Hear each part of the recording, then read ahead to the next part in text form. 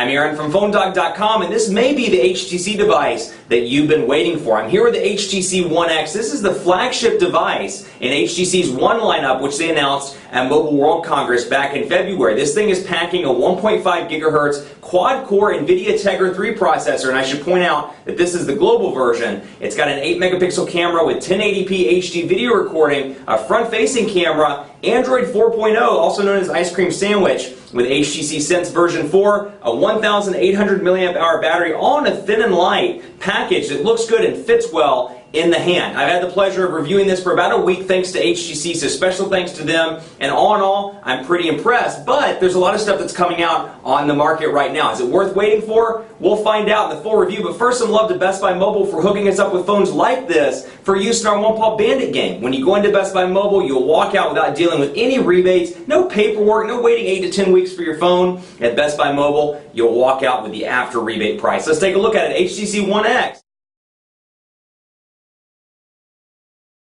Let's go back to HTC's widgets here because I want to give you a walkthrough of those and show you what comes on this device. So as we were talking in part 1, you can see the 7 home screens up here, and then we'll go to clock, and then you can see some of the different ones. Now they're organized by Android and HTC, so you can see the typical ones: bookmarks, calculator, calendar, things like that. We can just scroll through, and actually let's go back to all widgets. So you can just see some of them: bookmarks, calculator, various choices there, some various calendar choices, a bunch of clocks, digital and analog. You've got some contacts widgets, you got FM radio, Facebook, FriendStream, Gmail, which these are stock Google widgets. The Gmail one, the Google Plus Photos, Google Plus Posts, Mail, then you have traffic, messages, music, news and weather, photo album, and then some of the little shortcut widgets: airplane mode, auto sync, Bluetooth, those and more, data roaming, profile, Wi-Fi, stocks. It just keeps going and going. Trends, trips, Twitter, weather. You get a couple of different weather choices here, and then ending it off with YouTube. So a couple of different options there. Let's go ahead and go through some of the speed tests and get those out of the way and take a look. So this is obviously an HSPA Plus device. I have an AT&T SIM card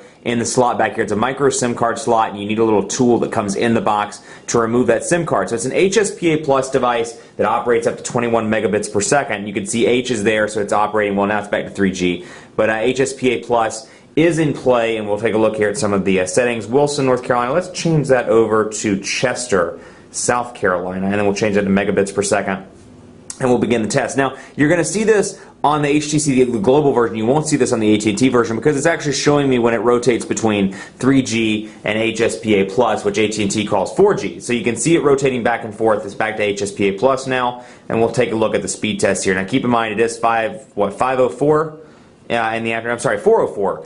In the afternoon, and so it is kind of rush hour time, so speeds may not be the best in the world, but we'll take a look here, and keep in mind this may not be indicative of your particular market, but we'll see here, and that is an oddly low speed, 0.01 megabits per second. That is clearly not right, and you can see on the upload it is coming in at about 0.55 megabits per second. I've been seeing this actually quite a bit since I've started reviewing this device. I've had this device for about a week, and I've been seeing that 0.1 megabits per second. It leads me to believe there's something wrong with speedtest.net and the way it's interpreting the speeds, either from Ice Cream Sandwich or from HTC Sense version 4, because it's doing it. It's been doing this with all the tests. It shows it at 0.01. You'll see it probably do it right now as well. So we'll just see if it does that, and then we'll skip along if it continues to do it. Let's see here. It's thinking network communication issues. So it's not an AT&T issue. You obviously saw in part 1 the web browser loaded up just fine. I've had no real problems downloading apps or anything like that from the Play Store. We'll go in here and take a look, for example. And let's say draw. We'll draw something. Draw something. So you can see obviously it's not working there. Let's see. There we go. So draw something, obviously showing up just fine, and speeds are relatively quick. It's obviously loading up the screenshot, so it's obviously working is my point. I don't know why it's showing such low speeds. I can download stuff, and it's downloading relatively quickly here.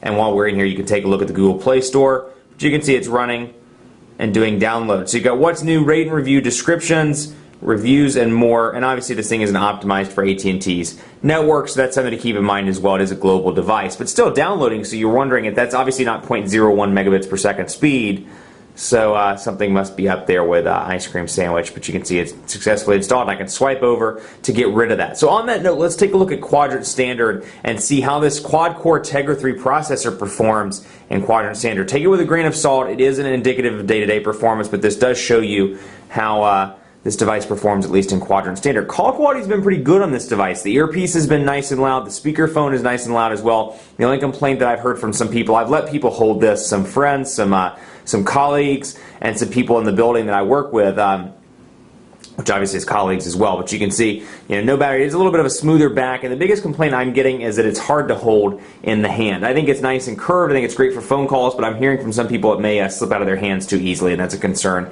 that they have. I haven't had that problem with this device, but something to keep in mind if you are looking at the device. It is a slippery back, but I haven't had a big issue with it in my time working with it and testing phone calls. Took this to an AT&T dead spot. It did maintain the call. It got choppy and almost cut out. And it cut out to the point where I couldn't hear and I had to disconnect the call, but it actually didn't drop on its own, which was a nice thing. So it's loading up right now. Let's take a look at the quadrant standard scores on this device. As soon as we get through this final test, there we go, benchmark results. Let's take a look. And it's coming in at, drum roll please, 4,920. Huge score for quadrant standard. 4,920 on the HTC One X. So you can see that quad-core processor performs pretty well in quadrant standard and some of these other tests. Now, let's take a look at camera. 8 megapixel camera on this device, but it's important that we take a really close look at this camera because this is something HTC really focused on, if I don't drop the phone, really focused on in their actual announcement at Mobile World Congress in Barcelona. So let's bring in something. Let me see. We'll do this little press release. I'm going to fold this up so we can bring this in so you can take a look at some of the text. And we'll bring it in right here. Verizon Wireless launches the LG Lucid. And you can see it's going to focus in. We'll get it focused in right here. Let it focus in on the text. You can see it auto-focusing on its own. Not doing a very good job at the moment, but let's see. There we go. And then, bam, picture taken. Picture taken again. Let's get some sound in there. And you can hear it taking pictures. Now here's the feature that's really cool. You want to take a bunch of pictures and figure out which one's the best, or perhaps you're doing a moving event, something that's going really fast. Move back and forth like that, and then when you're done, it's going to load up the photos, and it's going to ask you to choose the best photo out of all the ones that you just took. So let's say you like the first one, we can make that the best shot, and then I could say your best shot will be saved, delete the rest of the images. No, we want to keep those because you want to see all the real life, the movement. So you can see I'm gradually moving over as I took the pictures. That's a really cool feature. That burst shot feature is pretty awesome, and then the settings in here, you can easily switch to camcorder, or you can go back to your pictures, and of course your editing options over here on the side with ISO, the ability to change resolution, video quality, and more. So it's a great camera. That's one area it does a really good job in, and I've been really pleased with in my time that I've had this device, which, like I said, it's been about a week, coming up on a week and a half by the time you view this video. So you can see here, there is a picture I took during lunch at Panera, and you can see just beautiful image quality, pinch to zoom, buttery smooth, easy to operate, and I've been very pleased with it. And you can see even when zoomed in, you can get some details on the building behind the trees there. So pretty impressive on the camera front. No complaints there. And then of course there's Draw Free, which you can download, and then by default all of those shortcuts appear on your home screen. You can cancel that out by going to the Android market. So all in all, really impressed with the HTC One X, and I would encourage you to stay tuned to PhoneDog.com because we've got a bunch of dogfights coming up. I'm really excited about this device. Comparing it to some of the other high rollers on the market, like the Samsung Galaxy Note, its own brother, the HTC One S, the iPhone 4S, and some more, Galaxy Nexus and more. So keep it locked on PhoneDog.com. In terms of a review, really pleased with this device. I think HTC's put the focus where the focus needs to be. It's a decent camera. Battery life's been relatively decent, 1,800 milliamp hour battery. I've made it through a day with moderate use, and when on standby, it seems to work relatively well also. Moderate use, pinging out the charger at 8 o'clock. I can make it until about 9 or 10 o'clock at night with moderate use, texting, emailing, calling, downloading apps, and using Gmail. And of course doing some Twitter and Facebook updates prior to the battery shutting down. So you can see I've had it off the charger for a couple of hours now, doing a review at full brightness, and it's at 69%. And if I remember right, I pulled it off the charger at about 12. So with full brightness, with the screen on longer than a few seconds, that's really not too bad for an Android device. So I've been pretty pleased with that. Great device though. Look for it on AT&T soon. And with 4G LTE connectivity with a little bit of a different processor, and rest assured when it comes, we'll do a separate review on that one as well. In the meantime, be sure to like us on Facebook, facebook.com/PhoneDog. Vote on your favorite phone at PhoneDog.com/rankings. And then of course be sure to follow me at PhoneDog_Aaron on Twitter. Thanks so much for watching. More to come on HTC Superstar phone, the One X. We'll see you next time.